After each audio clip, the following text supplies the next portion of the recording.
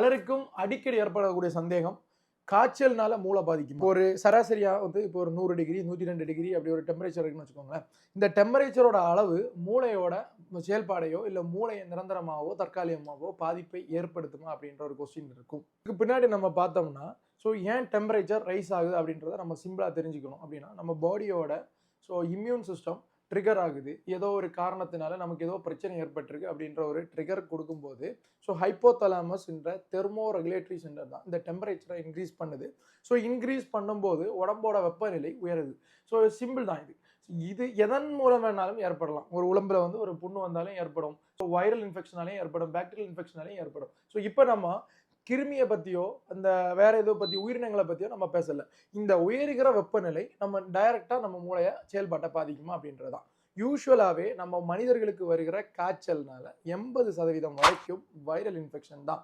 ஒரு கிட்டத்தட்ட 15 முதல் மீதி இருக்கிற சதவீதங்கள் தான் பாக்டீரியல் இன்ஃபெக்ஷனோ இல்ல அதர் காசஸோ இருக்கும். ஆனா பொதுவாவே நம்ம காய்ச்சல்னு ஹாஸ்பிட்டல் போனாலே அவங்க ஆன்டிபயோட்டிக்ஸ் தான் தருவாங்க. ஆனா 80% அந்த ஆன்டிபயோட்டிக்ஸ்னால யூஸே இல்லைன்றது தான் இதன் மூலம் உணரப்படுகிற செய்தி கூட. சரி, அதை ஒதுக்கி வச்சுட்டு நம்ம இந்த விஷயத்துக்கு வருவோம். யூசுவலா 80% வருகிற இந்த வைரல் இன்ஃபெக்ஷன் 100 முதல் 103 டிகிரி ஃபாரன்ஹீட் வரைக்கும் தான் அந்த டெம்பரேச்சர் இருக்கும் பொதுவாகவே. வைரல் இன்ஃபெக்ஷன் பெரிய அளவில் அதற்கு மேலே இழுத்து செல்லாது. 103ல இருந்து ஒரு 106 வரைக்கும் சில பக்க விளைவுகள் உடம்புல ஏற்படக்கூடும். 106ல இருந்து 108க்கு இடைப்பட்ட விதத்தில் டெம்பரேச்சர் உயருகுது அப்படின்னா இது டெஃபினட்டா மூளையோட ஃபங்க்ஷனையும் செயல்பாட்டையும் நர்வஸ் சிஸ்டத்தையும் பாதிக்கக்கூடியது. அதனால பொதுவாக 80% வருகிற வைரல் இன்ஃபெக்ஷன் இப்போ காய்ச்சல்னா ஒரு 100 டிகிரியில் ஒருத்தர் காய்ச்சல்னு உட்கார்ந்துருக்கிறாரு.